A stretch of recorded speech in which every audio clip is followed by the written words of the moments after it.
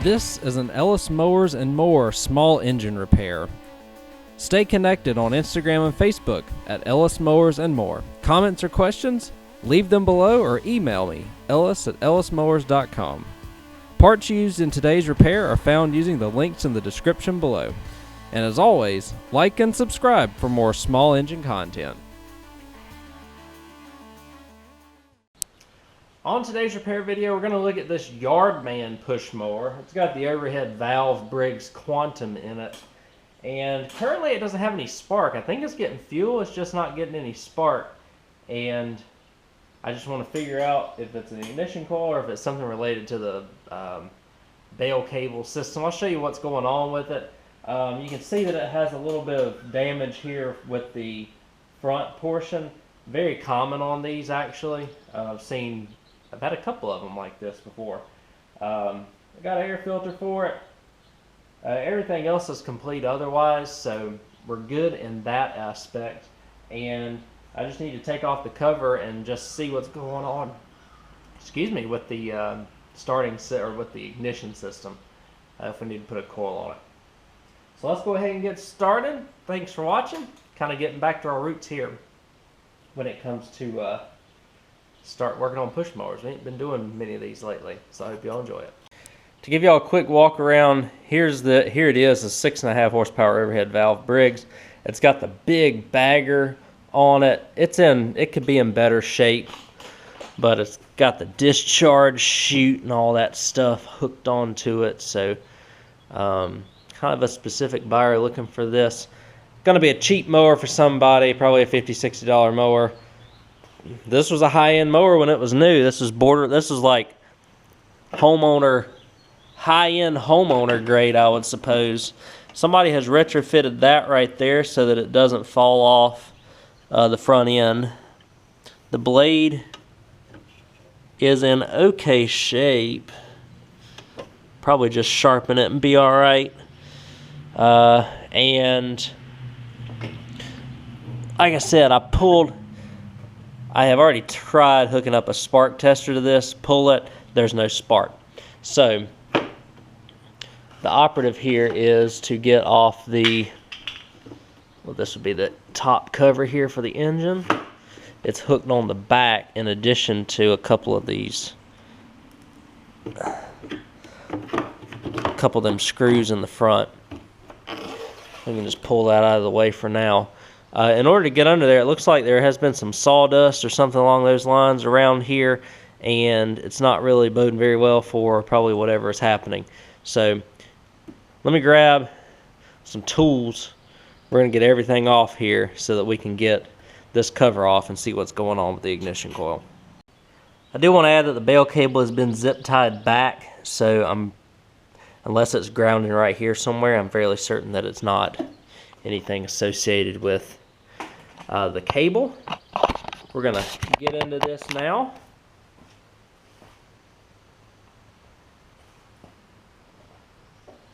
You mostly need 5/16 and 3/8.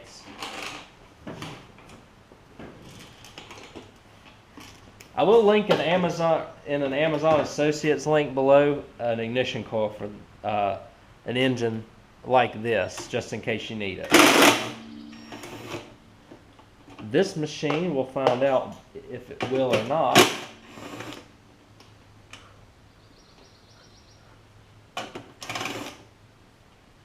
Get these off.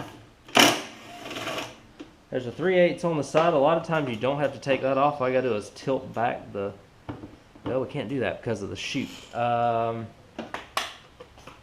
Let's see. That's all like a big one-piece unit too, isn't it?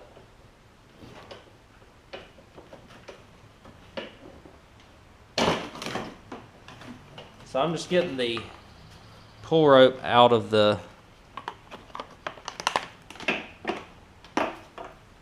engine cover.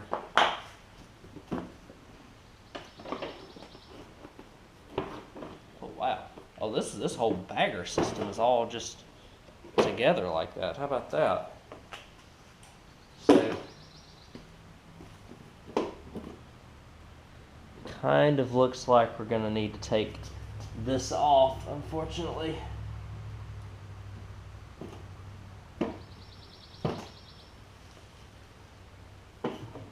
is going to hit up on that trying to get off the engine cover.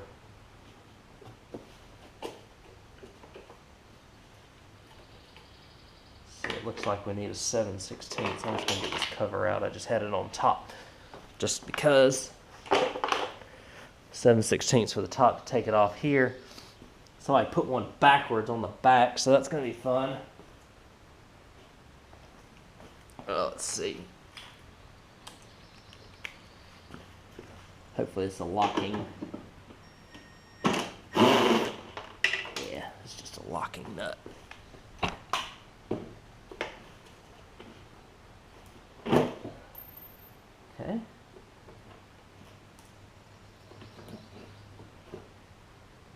don't know what they were thinking right there, but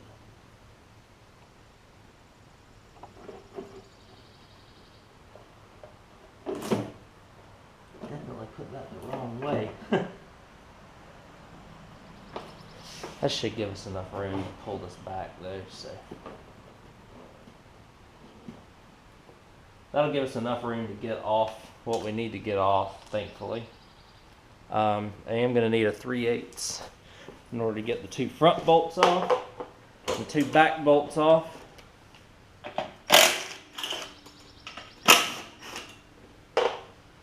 Can we get them? No. Hopefully I have enough leverage with this. And I do. Alright, now let's take off the top cover here. Should be able to get it up and over everything. And we did. That's great. So what we have is all this here now, alright? So what I would like to do, I wish I could, well, I don't have to. It's just a bunch of junk in the inside of this thing. So what are we looking at here? So I can pull that out and make sure that we're not, I think I'm going to just pull this ignition coil for right now though. Could have pulled that wire out just to make sure it wasn't that. That's a 1/4 inch. Test the resistance. They're usually 5/16. That's interesting.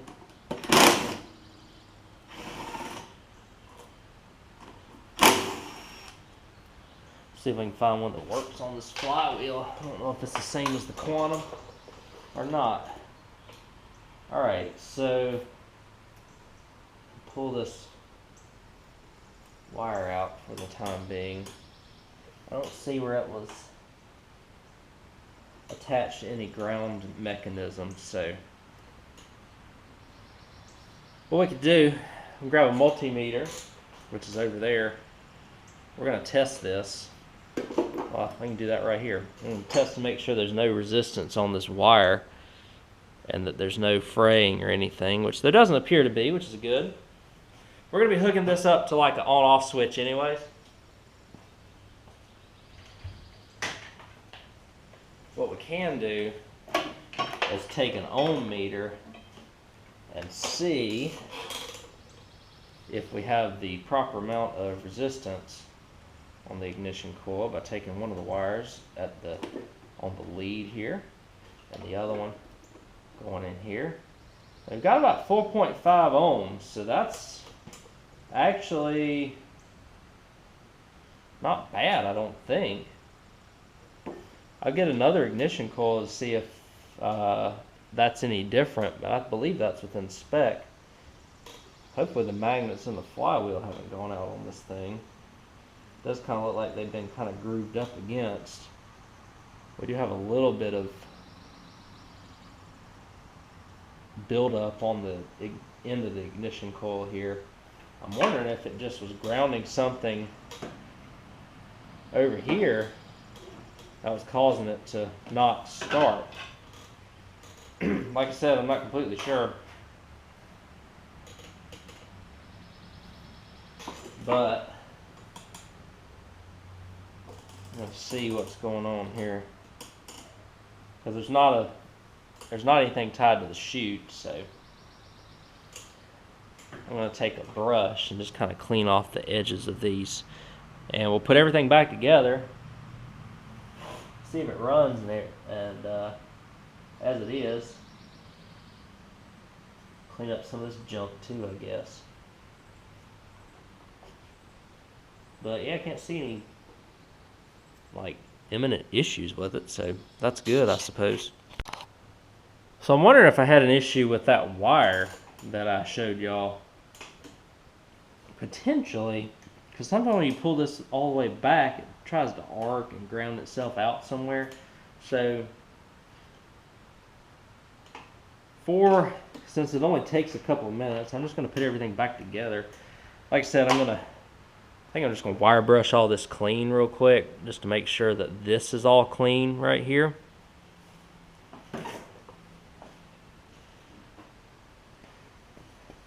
Because I was testing other ignition coils, and usually when they go bad, they basically are saying reading 0. So what this will do is it'll give us a nice clean contact. We'll make sure it's clean around where it contacts the frame too.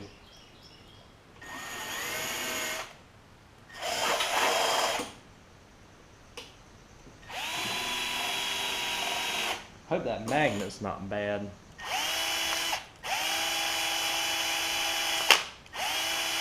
So we got a lot cleaner contacts now. Plug seems to be good. We can double check that too if we need to. And I'm just going to put everything back together. Y'all saw me take it off. And there's a part number on this I can give to y'all while we're out here. Not that I can. Oh, here we go. It's a 9912D ignition coil. I don't know if that's going to help y'all out any.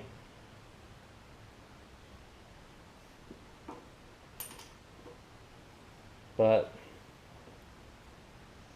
just want to kind of slap everything back together, see if that fixes any issues that we have. Going to keep the wire unplugged.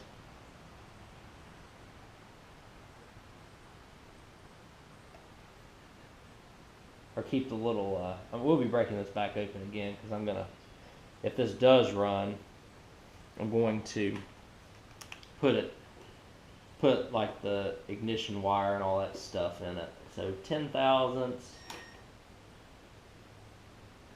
about the width of a business card.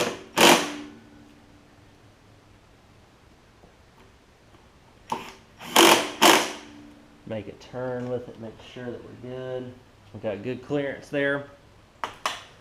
And I'm going to put everything back on. Shroud and whatnot. Plug. And we're just going to test this thing out. We're not going to put the kill wire on it.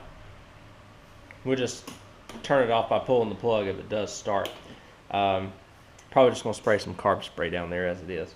And if it does start, then we're in good shape. If not, we're going to check the valves. And check the spark plug. I think I've already tried that. That didn't work. So, see you in a sec. So I mocked everything back up. I do know there's no kill wire on it, so I'm wondering if I can just put it on here and be done after I spray this carb spray down here and see if it'll run for us.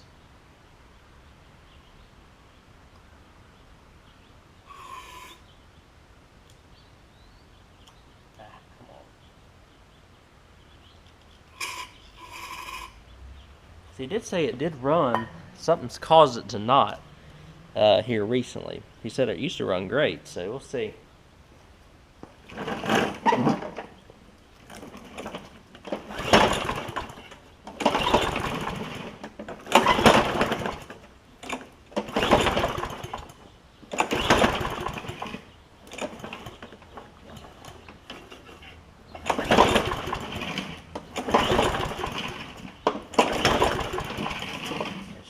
time to do anything. Okay. Feels good while I'm trying to pull it.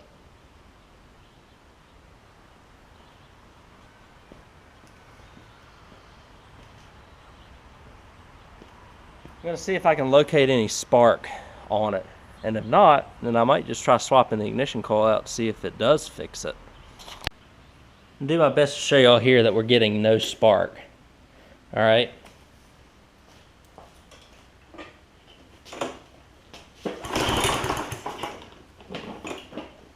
I'm just going to double check to make sure myself that we're not getting any.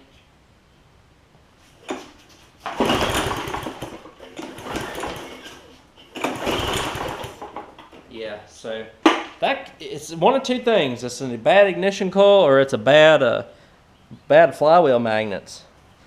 And so we'll see which one it is. I'm going to swap that ignition coil out and see if we've got anything. If not, it's probably going to be a flywheel, unfortunately. And at that point, it's not really worth fixing this engine in order to just have a flywheel. I do have one that I could swap out from an old overhead valve Briggs. We'll see if we cross that bridge though. Before it runs out of gas. New ignition coil.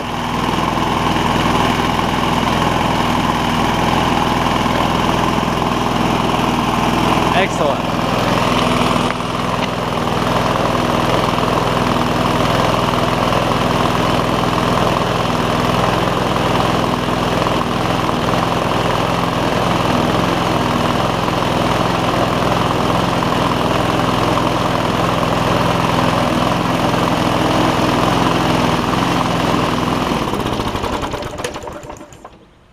So even though that one tested with 4 ohms, something was bad in it. I don't know what. Put that one in there, it's good. I'm going to hook up a kill wire and everything. Do the whole change oil, wash, all that good stuff. Cell propel works on it too, I'm pretty sure. Give you all that final test of this thing. Look at that, guys. It was just an ignition coil. I'll show you what I do when I do wiring setups and stuff for kill switches when I have bad cables, and we'll go from there. Video is fairly short. Figured I'd show you what I usually do when it comes to putting these on, these little switches.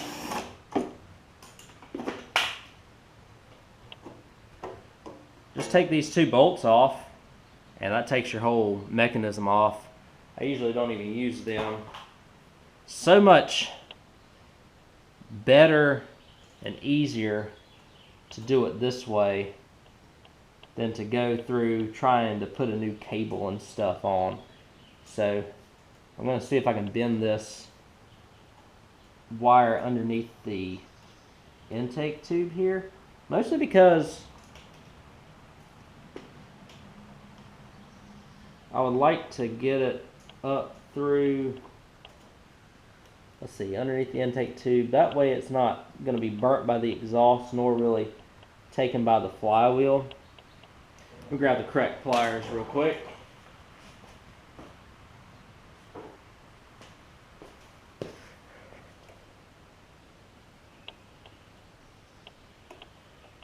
So there we go. So that kind of prohibits it from butting up against the flywheel and all that mess and shredding the kill cable. You will keep one of these bolts because we're going to put a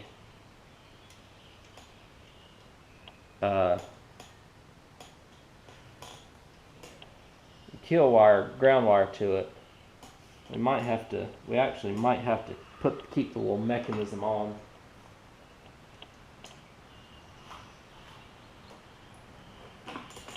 One side here so that we can accomplish that. Or we could put it in another hole, find another bolt, one of the two. We could put it on this exhaust, behind this exhaust bolt if we so desired. You got this. I get some of this cheap wire from Lowe's. doubled up. I think the whole spool was $10, and or at least at the time. Not too much to do.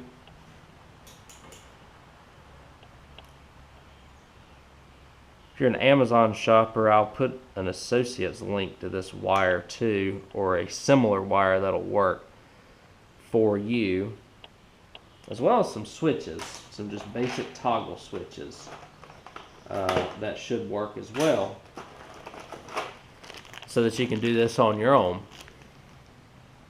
I do make commissions off of that, and it really does make a difference, guys. Y'all have really helped make that Amazon Associates definitely worth it. So thank you to all who have bought using those links and that continue to buy. Just going to splice the ends off of this. All right, and then we're going to take a switch, or we'll do the bottom first here. So just need a butt connector right there. Very crude. This is kind of a crude way to do it, but it works. And it's really what matters here. So butt connector. We'll hook it to the original kill wire here. Blue matches blue. Crimp it. I think I went too far up. Tug it. She's tight. Take your end of this wire here. Doesn't matter what side.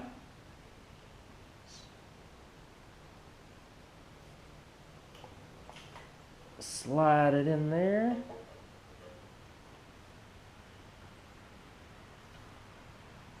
Pull it out just a little bit more. Crimp it in as well. Tug it. We're tight. Now, I'm going to take a bolt, slide it in there. See if I can drum up here. I think I know what I can drum up. Hang tight, y'all. Watch the spring action here. Ooh, not that one. This one right here. This thing's gonna, there we go, snap back.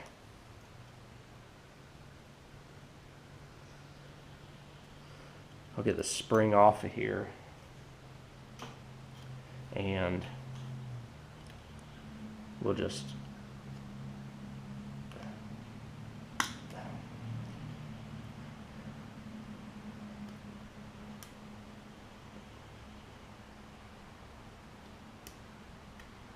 there we go. So what we could do is just take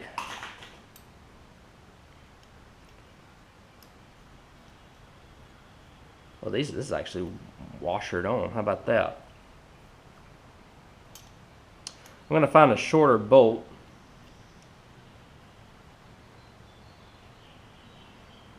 Or I can just keep it tied out like that, one of the two, but that starts rattling and vibrating if I do.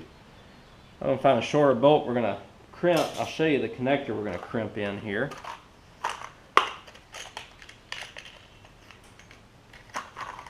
Make it look relatively clean.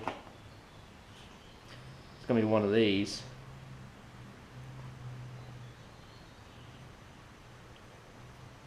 A lot of stuff is improvising on the fly, y'all. It ain't like it's a set way every time. And we're just going to slide that in right there, bolt it down, and there's your ground. And then I'll move up to the top and show you what I do with the switch. So what I'm doing, as I took the bail handle off already, we're going to take this little piece off. What that allows us to do is it gives me an area for me to run a zip tie. Keep that little piece because those right there often break, and this one's not broken. So I'm going to pull the wire up to about as far as I think I need to pull it. By the way, I've gotten all the covers and stuff back on. Y'all saw how I took it off, so I didn't bother showing you how I put them back on. I'm going to put it in this first hole right here. Give it a little bit of extra slack so I can tape it around the handle there.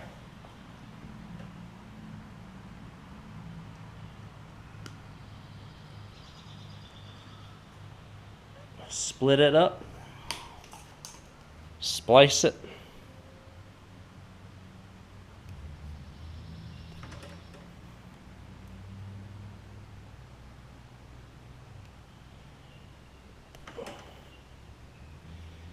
I'll get all that up in a second.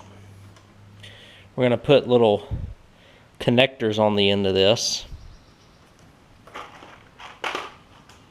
Put these little red ones on there. Alright. I also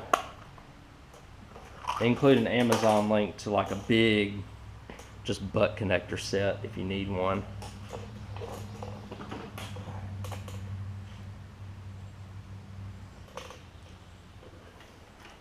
Just going to put these connectors on here. These might be a tad bit bigger than what I need, but we can make them work. I've made them work before.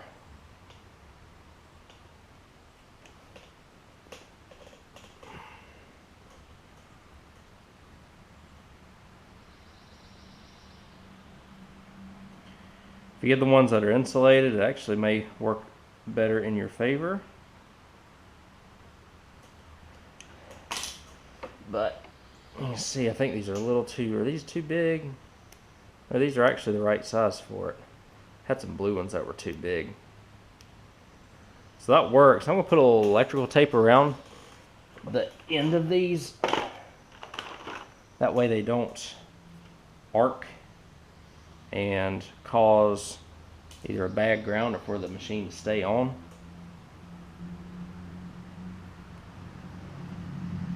So we're just going to throw this around. Just wrap a couple of times. We're going to insulate them ourselves because I'm cheap.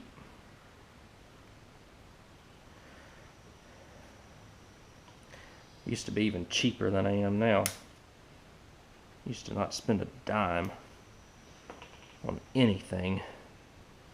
Now I'm learning to spend a little bit of money is better. One of my really early videos is a zip tie fix. Literally take a zip tie and turn it on and off, and then I got smart and realized that for about $1 a mower or less, my liability is greatly reduced by making a safe cutoff on the handle. And it's worked really well. We grab a zip tie. We're gonna tie. We actually got quite a bit of length right there, so I'm gonna put it pretty far at the top here. We're just gonna plug these in. And I'm going to grab a zip tie to put it right there. We're going to tape everything down.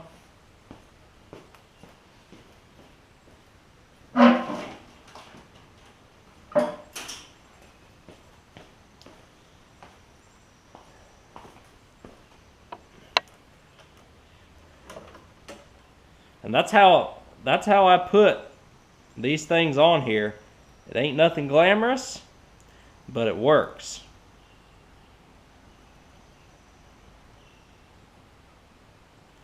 So we're pulling that in, zip tie, tying it down here through that little hole. Oh, I went one lower than I wanted to, but that's all right.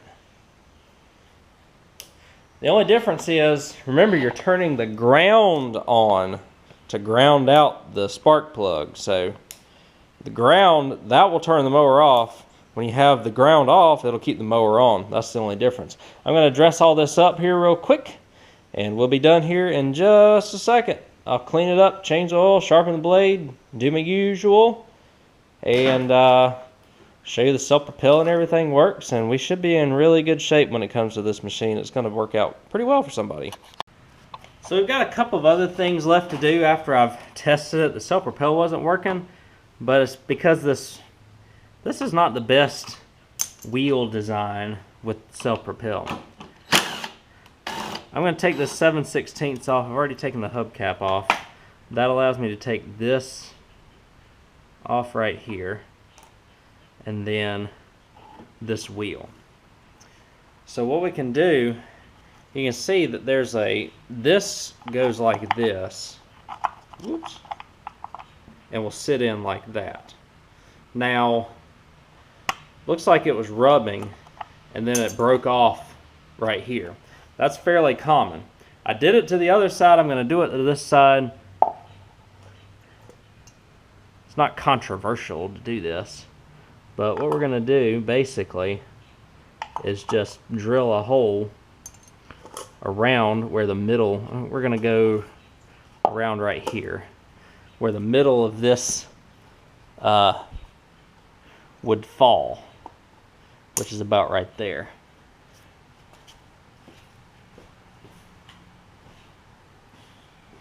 Now you're probably like, why don't you just get new wheels? Well, the reason why is because these wheels cost pretty close to $80. So why would I put $80 wheels on a mower that's basically worth $80? Did I go a little too far there? That should be pretty close. Let's see if I can get this off with this. Oop, not with that. A 9/16 impact socket. I had to put the other one in a vise. Probably gonna have to do that with this one too.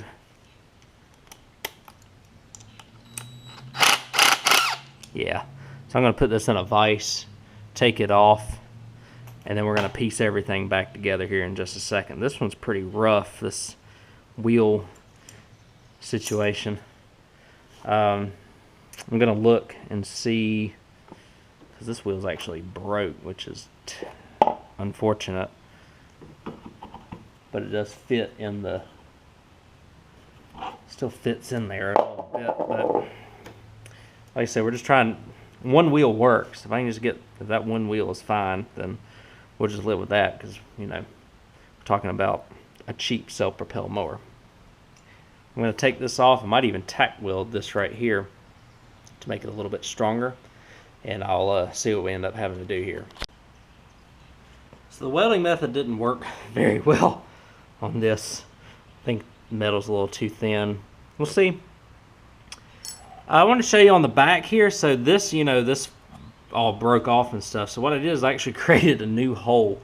Got to be creative when the wheels cost more than the mower does.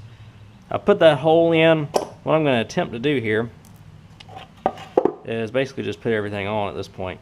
This goes right there with this on the outside. Hopefully we can push this through. Might need a little help.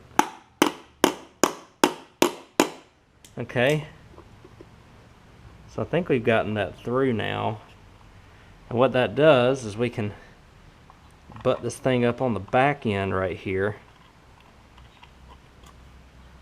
and screw it in, hopefully. Let me go get my impact real quick.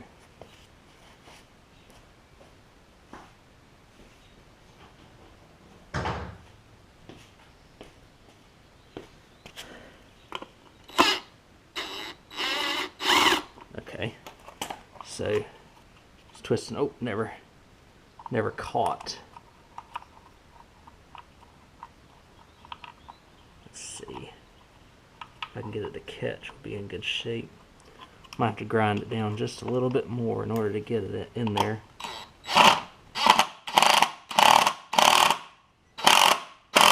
Oh, we got it. Okay. So that has gotten us what we needed. Might have to loosen it up a tiny bit.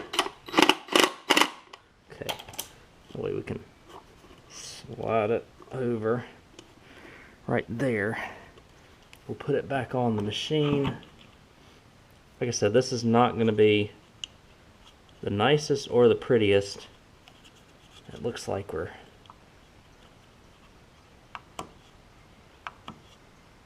looks like I need to grind down some more right there in order for it to work right. So the welding practice didn't work very well, unfortunately.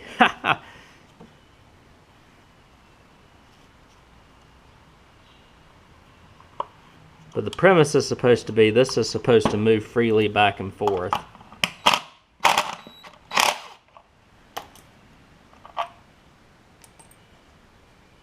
And it's currently not, because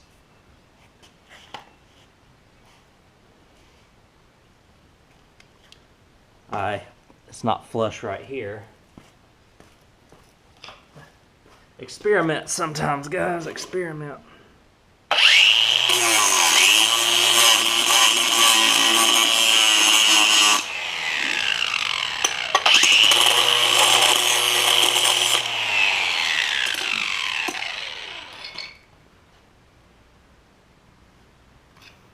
Don't try this at home.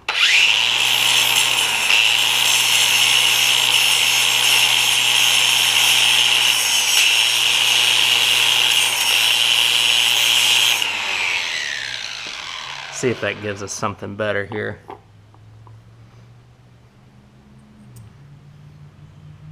It's just barely rubbing. So that's that on there.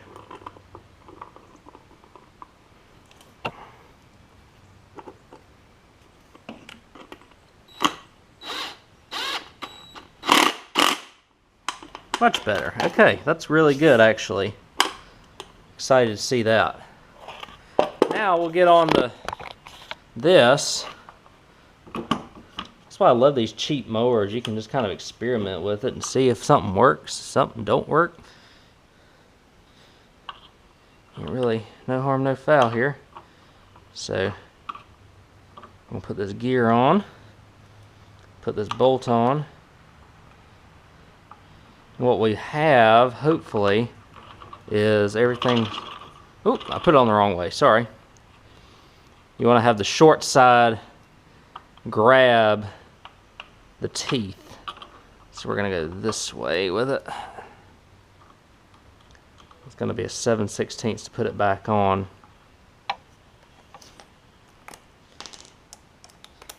We fixed the self-propel without having to. As you can see, it grabs like it's supposed to. And we're in good shape. So we fixed the self-propel, which is great.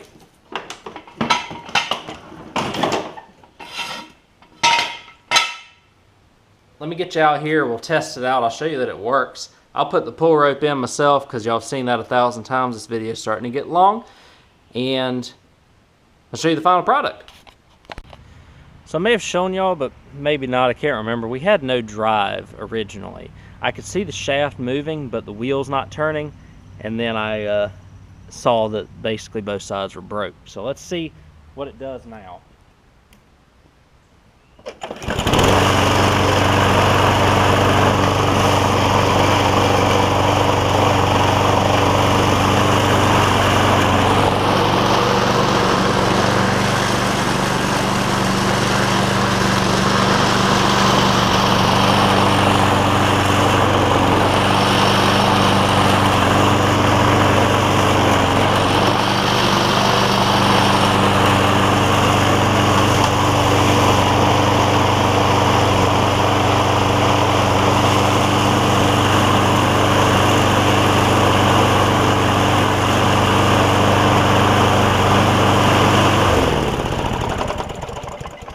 So unfortunately, that only works on one speed. I can't get the cable freed up.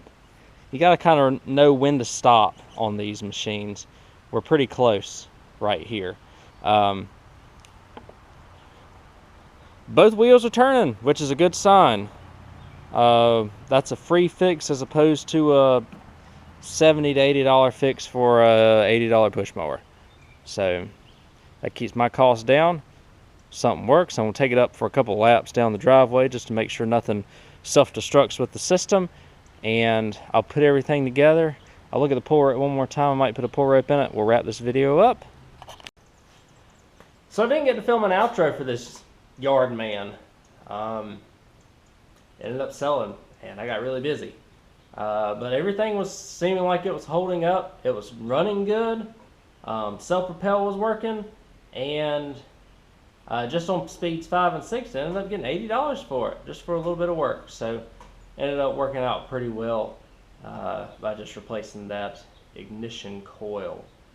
I'll leave that part number in the description below in case you need that, as well as like spark tester and other testing items for you. So thank y'all again for watching. I appreciate all the support as always, and I hope you enjoyed this video.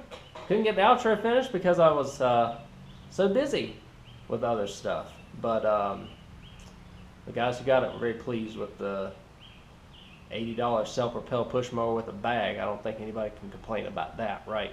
So I appreciate y'all watching as well. Thanks for the support. We're going to keep cranking things out and get things fixed. You're going to see a couple of John Deeres coming up, and a bunch of other items that I can see if I can pull out of the garage here. So thanks again. See you on the next one. Take care.